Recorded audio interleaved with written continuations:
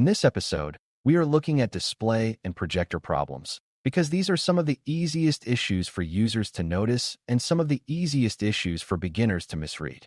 A user can see that the image is dim, stretched, blurry, discolored, cut off, flickering, or missing, but that does not mean the display itself is always the bad part. The problem may come from the cable, the port, the output setting, the display panel, the projector lamp, the source device, or even the way the projector is positioned in the room. A good technician learns to look at the image and ask what the image is trying to say instead of jumping straight to replacing the monitor or projector. Once you learn how to connect visual symptoms to likely causes, display support becomes much less confusing, and you stop treating every bad picture like a major hardware failure when many problems are actually caused by simple settings or connection mistakes. Before we continue, a quick note. This audio course is part of our companion study series. The first book is a detailed study guide that explains the exam and helps you prepare for it with confidence. The second is a Kindle-only ebook with 1,000 flashcards you can use on your mobile device or Kindle for quick review. You can find both at Cyber.Me in the Bare Metal Study Guide series. The first thing a beginner needs to understand is that a display problem is really a picture path problem. The image starts at the source device, travels through a graphics output, passes through a cable or wireless path, reaches a monitor or projector input, and then gets shown by the screen or projection system. If any one part of that path is wrong, the final image can look bad or fail completely. That is why a blank screen, wrong color, fuzzy picture, or distorted shape does not automatically mean the screen itself is broken. A technician should think about where the image is being created, how it is traveling, and how it is being shown. That simple idea helps a lot because users often point at the display and say the monitor is bad, while the real problem may be a loose cable, a wrong display mode, or a source device sending the wrong kind of signal. The display is where the symptom appears, but the real cause may be somewhere earlier in the path. One of the most common complaints is that the screen is blank, and this is where beginners need to slow down and separate no image from no power. If the monitor or projector has no sign of power at all, the problem may be the power source, the power cable, the power switch, or the unit itself. If the display clearly has power but shows no picture, then the problem may be the cable, the selected input, the source device, or the graphics output. A monitor may be turned on and still show no image simply because it is set to the wrong input.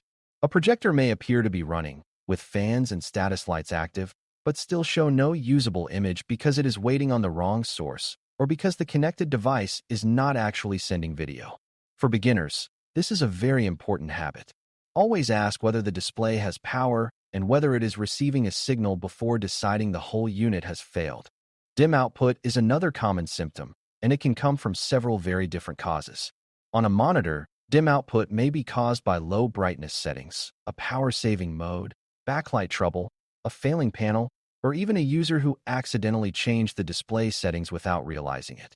On a projector, dim output often points more strongly toward lamp wear, dirt in the optical path, an aging light source, or a setting that has lowered brightness to save energy. The room itself also matters, because a projector in a bright room may look weak even when the projector is working normally. A technician should think about whether the dim image affects the whole screen evenly and whether the symptom changes when settings or room lighting change. If the image improves when brightness settings are corrected or when the room is darker, that tells a different story from a screen that stays weak no matter what. The key beginner lesson is that dim output is not always a dead display. Sometimes it is a normal settings issue, and sometimes it is a worn light source or aging panel. Color shift is another symptom users notice quickly because it makes everything look wrong, even when the image is still visible. A screen may look too blue, too red, too green, too yellow, or just washed out in a way that makes photos, icons, and text look unnatural. Sometimes this comes from display settings such as color profiles, temperature settings, or accessibility features. Sometimes it comes from a damaged or loose cable, especially if one part of the signal path is not making full contact. A bent pin on an older display connector can also cause strong color problems because one color channel may not be passing through correctly. Projectors can show color shift when internal parts age, when the source settings are wrong, or when the image mode is set for a different kind of content than the one being shown. A beginner should learn that color shift often points toward signal or settings problems before it points toward total display failure, and that is why checking cables and display modes early is such a smart habit. Dead pixels are one of the easiest problems to describe because they appear as tiny spots that stay dark or stay the wrong color no matter what is on the screen. A user may notice one black dot, one bright dot, or a small group of pixels that never behave like the rest of the display. This is usually a panel issue rather than a cable issue, because the rest of the image often looks normal while those same tiny spots keep appearing in the same place.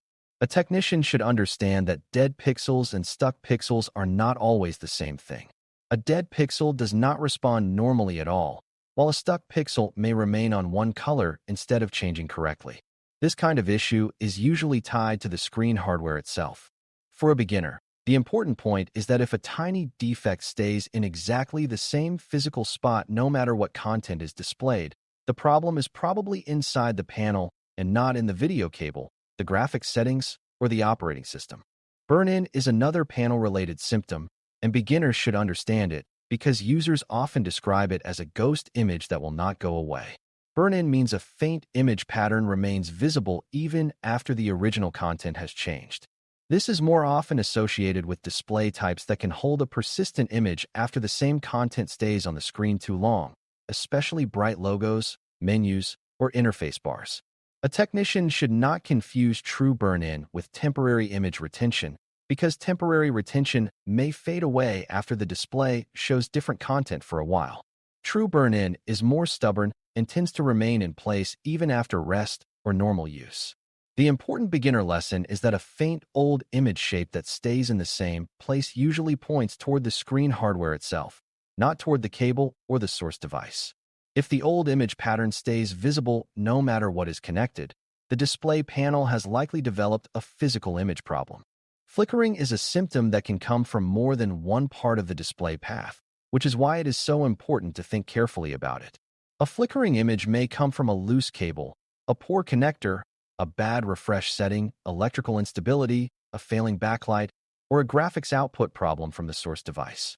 With projectors, flicker may also come from lamp issues or changes in how the light source is operating. The key question for a beginner is whether the flicker happens all the time, only with one source device, only with one cable, or only after the unit has been on for a while. If the flicker follows the cable or source, that points away from the screen panel. If the flicker happens no matter what source is connected, the display or projector itself becomes more suspicious. This matters because flicker is one of those problems that looks dramatic but can sometimes be solved by a very simple connection fix rather than a hardware replacement. Image distortion is a broad term, so a beginner should learn to break it into smaller types instead of treating it like one single problem. The image may look stretched, squashed, cut off at the edges, blurry, doubled, or out of proportion. On a monitor, this often points to wrong resolution settings, scaling settings, incorrect refresh settings, or a cable issue that is affecting signal quality.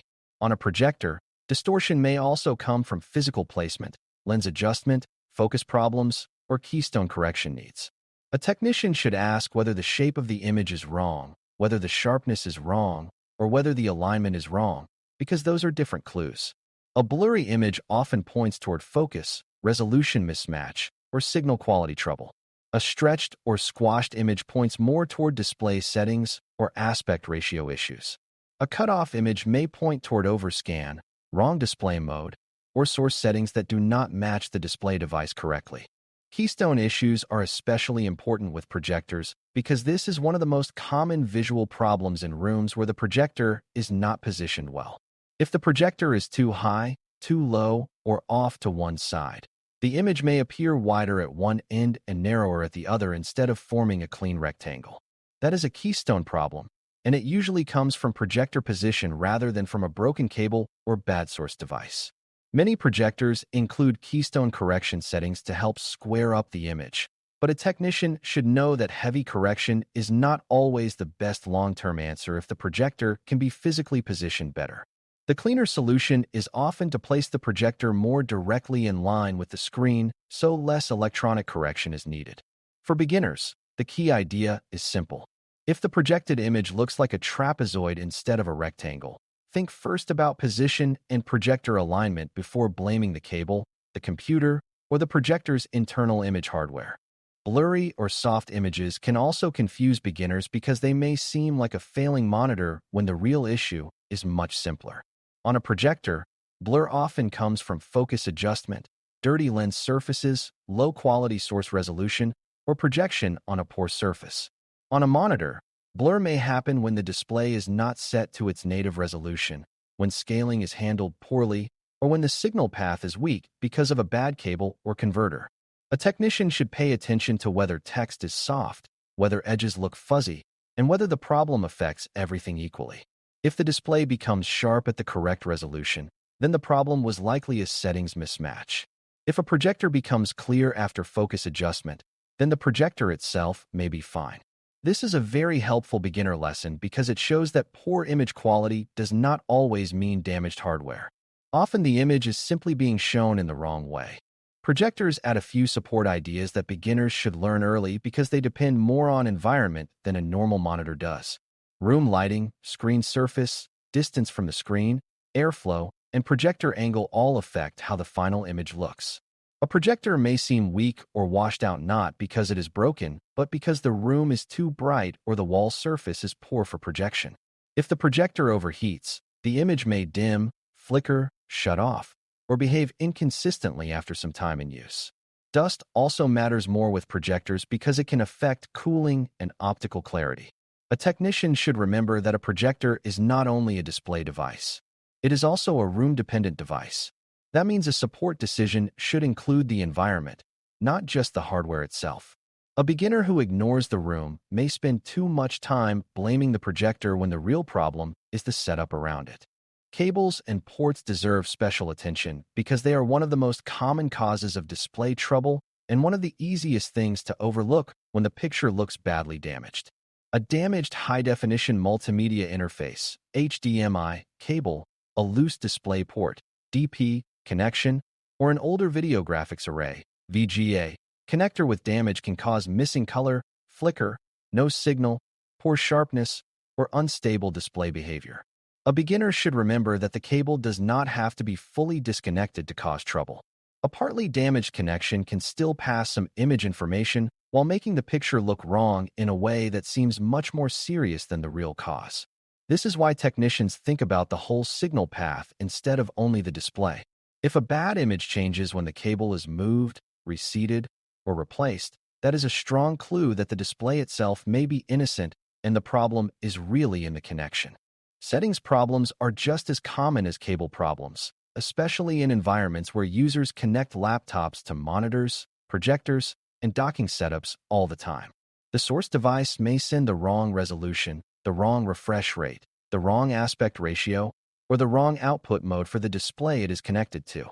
The system may be duplicating screens when it should be extending them, or sending the image to a second output the user is not actually watching.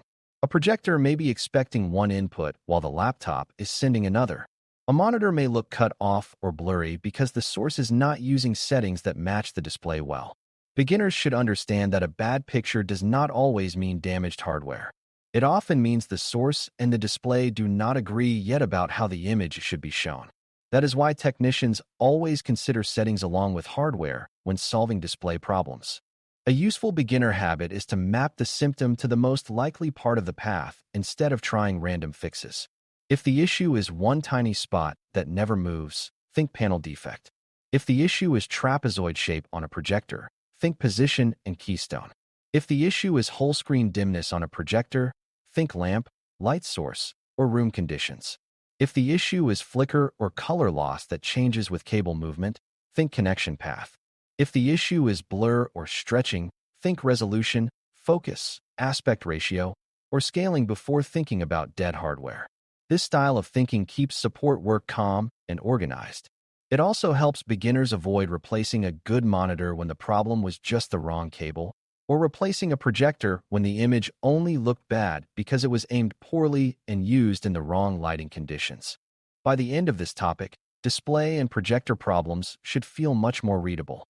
Burn-in, dead pixels, dim output, color shift, flicker, blur, keystone distortion, and stretched images all point in different directions if you pay attention to the exact way the picture looks. Some symptoms suggest panel hardware, some suggest lamp or projector position, some suggest settings mismatch, and many suggest cable or signal path trouble.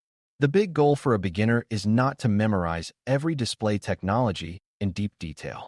The big goal is to learn that visual symptoms are clues. When you connect those clues to likely causes in the picture path, you troubleshoot faster, replace fewer good parts, and give users better answers than just saying the screen looks bad and guessing from there. Thanks for listening. For more audio courses, daily newsletters, and more, please visit baremetalcyber.com.